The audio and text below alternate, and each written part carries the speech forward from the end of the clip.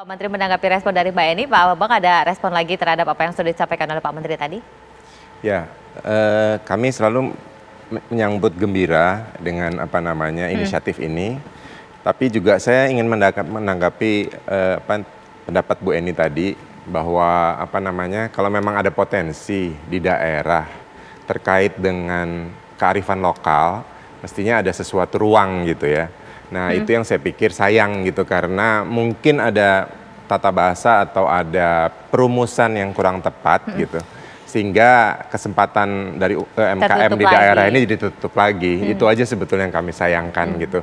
Karena seperti kalau kita ke Australia ada wine gitu ya. Kenapa nggak kalau orang misalnya ke NTT juga bisa nyoba minuman Sophie gitu. Silakan Pak Menteri. Ya, yang pertama tadi saya ingin menegaskan kembali tentang apa yang disampaikan oleh senior saya dan juga guru saya Mbak Eni ini terkait dengan kenapa sih tidak secara detail tegas dalam Perpres tentang keberpihakan kepada UMKM seperti apa. Saya ingin menjelaskan bahwa setelah Perpres ini nanti ada peraturan Badan BKPM. Situ akan detail. Jadi kalau investor yang tidak mau melakukan kolaborasi dengan pengusaha nasional dari daerah, ya mohon maaf, mungkin izinnya tidak sebaik apa yang akan kita kasih. Kalau dia minta insentif fiskal 10, syaratnya bikin sama UMKM atau pengusaha lokal. Kalau enggak, sorry, lu nggak dapat 10.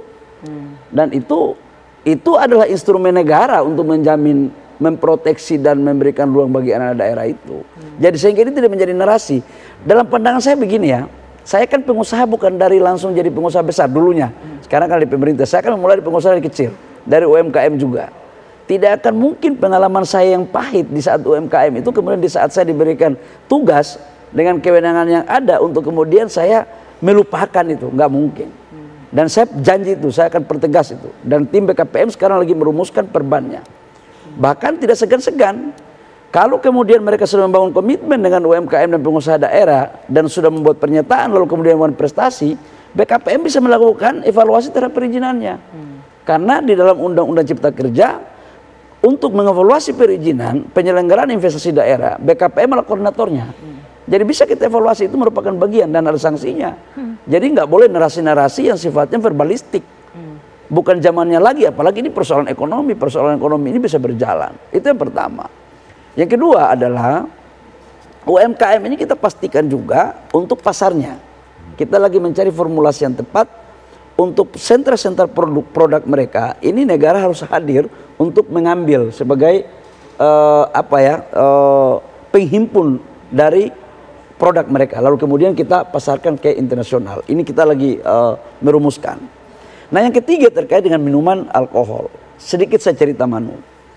Izin alkohol ini ada sebelum Indonesia ini merdeka. Alkohol ini ada sebelum Indonesia merdeka. Dari 1931 barang ini sudah ada.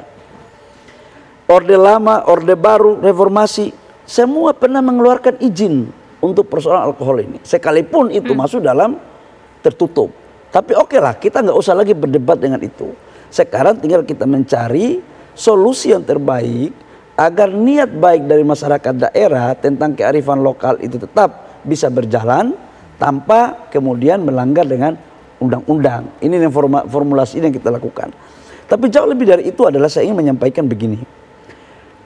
Perpres ini sebenarnya adalah sebagai bentuk turun daripada Undang Cipta Kerja yang lebih mengkerucut untuk bagaimana bisa negara hadir dalam mendorong tiga hal tadi. Yang pertama itu adalah bidang-bidang prioritas untuk diberikan tax holiday dan tax allowance tadi, itu ada syaratnya Kak. Memang kalau tax holiday itu hanya bisa didapatkan oleh pengusaha yang investasinya nilainya pasti di atas 300 miliar. Tax allowance bisa di bawah 200 miliar bisa, tapi dia itu 5 tahun plus 2. Nah ini syarat untuk kemitraannya, kita bilang aja. Kita bisa kasih insentif ini apabila you bermitra dengan pengusaha daerah dan UMKM. Itu satu. Yang kedua, kita juga tidak menutup mata tentang UMKM yang 10 miliar ke atas. Memang saya akui bahwa itu terjadi perdebatan kemarin. Bahwa kan ada UMKM yang sudah di atas 50 miliar, apakah kemudian kita naikkan? Kalau itu kita naikkan menjadi 20 miliar, itu potensi untuk foreign direct investment yang masuk itu memang agak berat. Jadi kita bikin pola kemitraan. Jadi kalau yang 10 miliar ke atas UMKM dengan investasi asing itu polanya kemitraan. Tetapi yang terpenting adalah investasi di bawah 10 miliar itu nggak boleh asing masuk. Dan nggak boleh asing memiliki saham UMKM. Yang ada adalah kerjasama.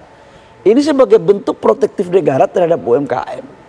Dan saya katakan untuk mereka, kalau yang dari asing mau masuk, jangan investasi yang kecil-kecil. Yang gede-gede dong. Kalau yang kecil-kecil biarlah untuk masyarakat yang ada. Karena apa? UMKM ini ada pada pusat-pusat desa, pusat-pusat kecamatan, pusat-pusat kabupaten, kota, dan provinsi. Saya pikir itu Manu. Kalau ditanya, izinnya di mana aja sih ini barang? Sudah 109 izin ini, minuman keras ini yang keluar. Bahkan di Bali ada, DKI Jakarta pun ada Manu. Dan itu ada bukan di saat pemerintahan yang sekarang, tapi tidak perlu kita saling menyalahkan satu dengan yang lain. Yang jelas saya katakan bahwa minuman ini sudah ada izinnya sebelum Indonesia merdeka. Orde baru, orde lama, orde baru, orde reformasi. Biarlah rumput yang bergoyang akan menjawabnya. Kita samina wa ta'na, apa kata presiden kita hormat. Itu yang terbaik. Seperti Gitu. apa kemudian upaya percepatan agar perban ini segera terrealisasi, dikeluarkan dan pada akhirnya bisa diimplementasi sesaat lagi, tetap bersama kami.